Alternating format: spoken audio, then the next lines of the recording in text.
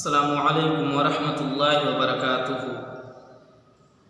الحمدللہ رب العالمین الرحمن الرحیم مالک یوم الدین، اشہد ان لا الہ الا اللہ وحدہ لا شریک لہ واشہد ان محمدا عبدہ ورسولہ، اما بعد۔ عزیز طلبہ، ہم لوگ باب فضل التوحید وما یکفر من الذنوب اس باب کو پڑھ رہے تھے۔ ہم نے اس میں ایک آیت اور ایک حدیث پڑھی ہوئی تھی۔ اگلی حدیث دیکھ لیں۔ وَلَهُمَا فِي حَدِيثِ اِتْبَانِ فَإِنَّ اللَّهَ حَرَّمَ عَلَى النَّارِ مَنْ قَالَ لَا إِلَهَ إِلَّا اللَّهُ يَبْتَغِي بِذَلِكَ وَجْهَ اللَّهِ۔ وَلَهُمَا اور ان دونوں کی حدیث ہے، یعنی بخاری اور مسلم کی روایت ہے۔ بخاری اور مسلم میں فی حدیث اتبان رضی اللہ تعالیٰ عنہ کی حدیث میں ہے فَإِنَّ اللَّهَ تو بے شک اللہ رب العالمین نے حرم علی النار من قال اس آدمی پر جہنم کو حرام قرار دیا ہے جس نے کہا لا الہ الا اللہ، اللہ کے سوا کوئی معبود برحق نہیں، یبتغی بذالک وجہ اللہ، اور اس کے کہنے کا اس کا مقصد کیا ہو، یبتغی بذالک وہ اس کے ذریعے سے اللہ کی خوشنودی چاہتا ہو۔ فإن اللہ تو بے شک اللہ رب العالمین نے حرم علی النار من قال ایسے آدمی پر جہنم کو حرام قرار دیا ہے جس نے کہا لا الہ الا اللہ یبتغی بذالک وجہ اللہ، جس نے لا الہ الا اللہ اللہ کی خوشنودی حاصل کرنے کے لیے کہا۔ اس سے پتہ چلتا ہے کہ لا الہ الا اللہ میں اخلاص کا ہونا ضروری ہے۔ اس کی دلیل کیا ہے؟ دلیل یبتغی بذالک وجہ اللہ، یعنی ہم لوگ اللہ لا الہ الا اللہ کہنے کے بعد اللہ کی رضا اور اس کی خوشنودی حاصل کریں، اور اللہ کی رضا اور خوشنودی حاصل کرنے کے لیے ضروری ہے کہ ہم ان چیزوں پر عمل کریں، ان اعمال کو انجام دیں جن سے اللہ رب العالمین راضی ہو، جن سے اللہ رب العالمین خوش ہو، جن اعمال کو کر کے ہم اللہ رب العالمین کی رضا اور خوشنودی حاصل کر سکیں۔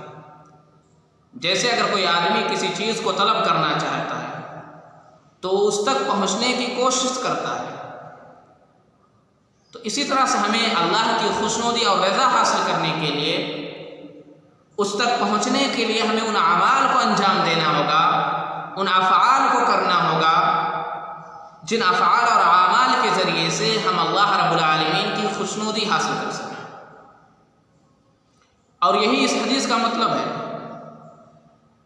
کہ ہم لا الہ الا اللہ کا اقرار کرنے کے ساتھ ساتھ عمل بھی کریں۔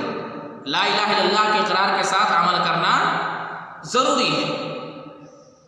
اور اس حدیث سے یہ بھی پتہ چلتا ہے کہ اگر کوئی آدمی اللہ رب العالمین کی مکمل خوشنودی حاصل کر لیتا ہے، اگر کوئی آدمی اللہ رب العالمین کی مکمل رضا حاصل کر لیتا ہے، یعنی اس کے پاس اچھے اعمال ہیں، اس نے اچھے اعمال کیے ہیں، حسنات کیے ہیں، نیکیاں کی ہیں، اللہ کو مکمل طور پہ اس نے خوش کر لیا ہے، تو اللہ رب العالمین ایسے آدمی پر مکمل طور پہ جہنم کو حرام قرار دے دیتا ہے۔ اللہ رب العالمین ایسے آدمی پر جہنم کو مکمل طور پہ حرام قرار دیتا ہے، اس آدمی کو اللہ رب العالمین جہنم میں داخل ہی نہیں کرے گا۔ لیکن اگر کوئی آدمی مکمل طور پہ اللہ کو راضی نہیں کر سکا ہے، اللہ کی خوشنودی مکمل طور پہ حاصل نہیں کی ہے، یعنی اس نے نیکیاں بھی کی ہیں، نیکیوں کے ساتھ ساتھ اس نے برائیاں بھی کی ہیں، غلط کام بھی کیے ہیں، تو اس کا اعمال اللہ رب العالمین کے حوالے ہے۔ اگر اللہ رب العالمین چاہے تو اس کے گناہوں کو معاف کر کے اسے جنت میں داخل کر دے، اور اگر اللہ رب العالمین چاہے تو اس کے گناہوں کا اسے سزا دے، اس کے گناہوں کا سزا دینے کے لیے اللہ رب العالمین اسے جہنم میں داخل کرے، پھر بعد میں اللہ رب العالمین اسے جہنم سے نکال کر کے جنت میں داخل کرے۔ خیر، اس حدیث سے کیا پتہ چلتا ہے؟ اس حدیث سے یہ پتہ چلتا ہے کہ اخلاص کے ساتھ لا الہ الا اللہ کا اقرار کرنے والا آدمی ہمیشہ جہنم میں نہیں رہے گا، بلکہ وہ جنت میں ضرور داخل ہوگا۔ اسی طرح سے اس حدیث سے مرجیہ کی تردید ہو رہی ہے۔ مرجیہ کیا کہتے ہیں؟ مرجیہ کا یہ کہنا ہے کہ صرف لا الہ الا اللہ کا اقرار یہ جنت میں جانے کے لیے کافی ہے۔ صرف لا الہ الا اللہ کا کہہ دینا یہ مومن ہونے کے لیے کافی ہے، یہ مرجیہ کا عقیدہ ہے۔ حالانکہ حدیث کیا بتا رہی ہے کہ لا الہ الا اللہ کے اقرار کے ساتھ ساتھ جنت کے حصول کے لیے عمل صالح بھی ضروری ہے، اخلاص بھی ضروری ہے۔ تو اس حدیث سے ان کی تردید ہو رہی ہے۔ اسی طرح سے اس حدیث سے خوارج اور معتزلہ کی بھی تردید ہو رہی ہے۔ خوارج اور معتزلہ کا کیا ماننا ہے؟ ان کا کیا کہنا ہے؟ وہ یہ کہتے ہیں کہ گناہ کبیرہ کا مرتکب مخلد فی النار ہوگا، ہمیشہ جہنم میں رہے گا۔ حالانکہ حدیث یہ بتا رہی ہے کہ گناہ کبیرہ کا مرتکب مخلد فی النار نہیں ہوگا، بلکہ اللہ رب العالمین اس کے گناہ کی وجہ سے اسے جہنم میں داخل کرے گا۔ لیکن اگر وہ لا الہ الا اللہ کا مقر ہے، اخلاص کے ساتھ لا الہ الا اللہ کا اقرار کرنے والا ہے، تو اللہ رب العالمین اسے جہنم سے نکال کر کے جنت میں بعد میں داخل کرے گا۔ اس سے پتہ چلتا ہے کہ گناہ کبیرہ کا مرتکب مخلد فی النار نہیں ہوگا، ہمیشہ جہنم میں نہیں رہے گا، بلکہ گناہوں کی سزا کاٹنے کے بعد وہ جنت میں داخل ہوگا۔ تو اس سے معتزلہ اور خوارج کے عقیدے کی تردید ہوتی ہے۔ اگلی حدیث دیکھیے، عن ابی سعید الخدری رضی اللہ تعالی عنہ عن رسول اللہ صلی اللہ علیہ وسلم قال قال موسى یا ربی علمنی شیئا اذکرک وادعوک به قال قل یا موسى لا الہ الا اللہ قال یا ربی کل عبادک یقولون هذا قال یا موسى لو ان السماوات سبع وعامرهن غیری والارضین سبع فی کفة ولا الہ الا اللہ فی کفة مالت بهن لا الہ الا اللہ رواہ ابن حبان والحاکم وصححہ۔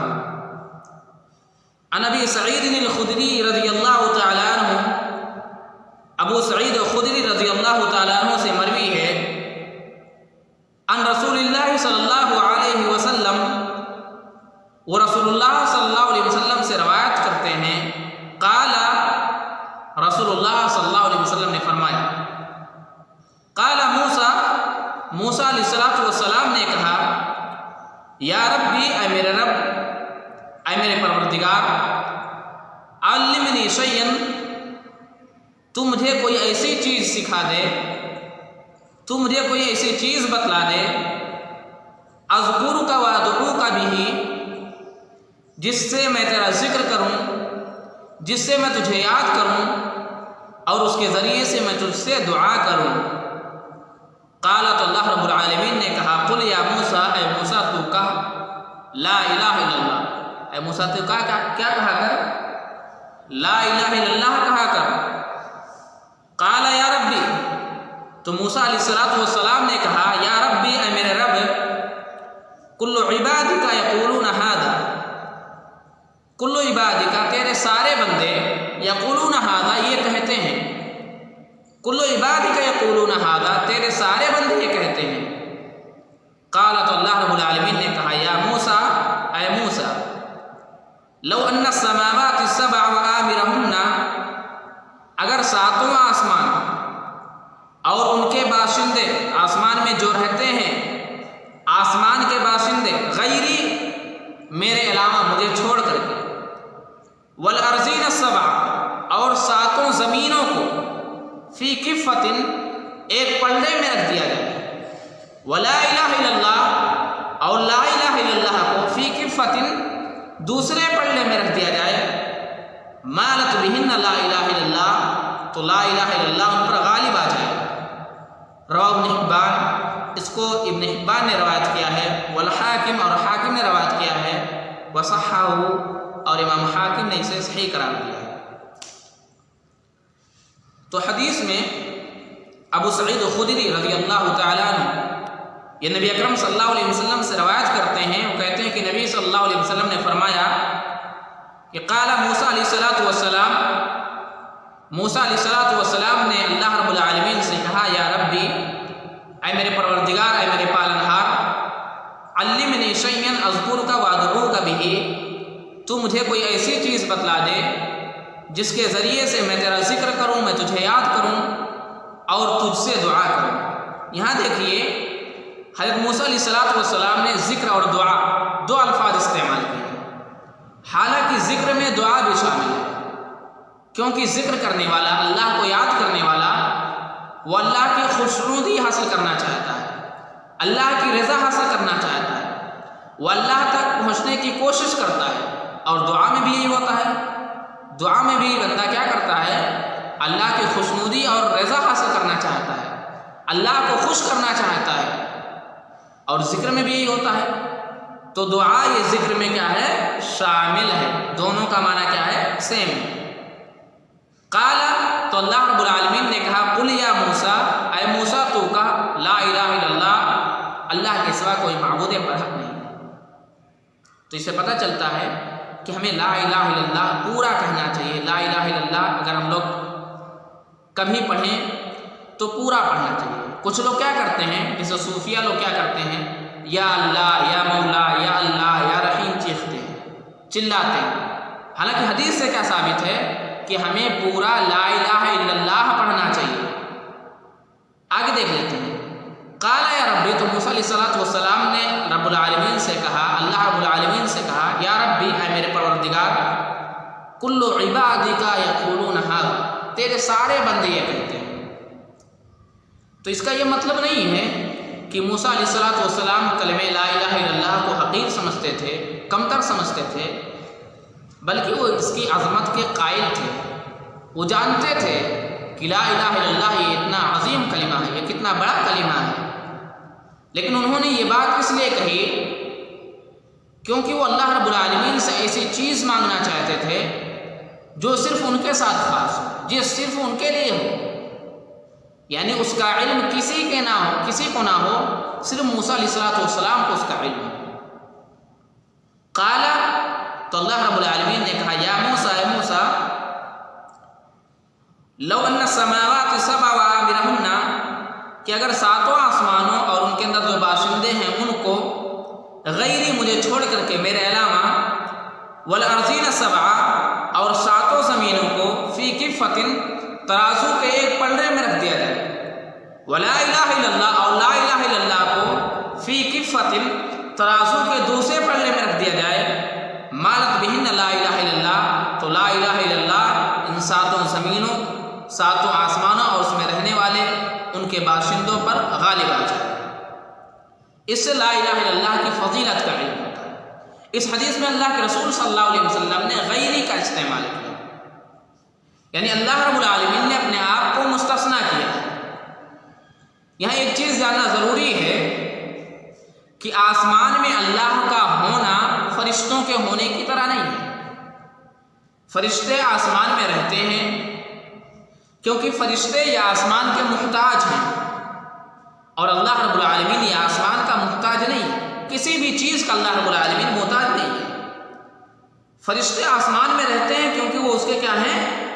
محتاج ہیں، اور اللہ رب العالمین کسی بھی چیز کا محتاج نہیں ہے۔ تو کوئی آدمی یہ نہ کہے کہ آسمان یہ اللہ رب العالمین کو سایہ دیے ہوئے ہے، اللہ رب العالمین کو گھیرے ہوئے ہے، کیونکہ یہ آسمان یہ فرشتوں کے مقابلے میں ایک جگہ ہے، ایک گھر ہے جس کے وہ محتاج ہیں، اور آسمان اللہ کی نسبت میں اللہ کے اعتبار سے ایک جہت ہے، ایک کنارہ ہے، ایک سمت ہے، کیونکہ اللہ رب العالمین اپنے عرش پر مستوی ہے۔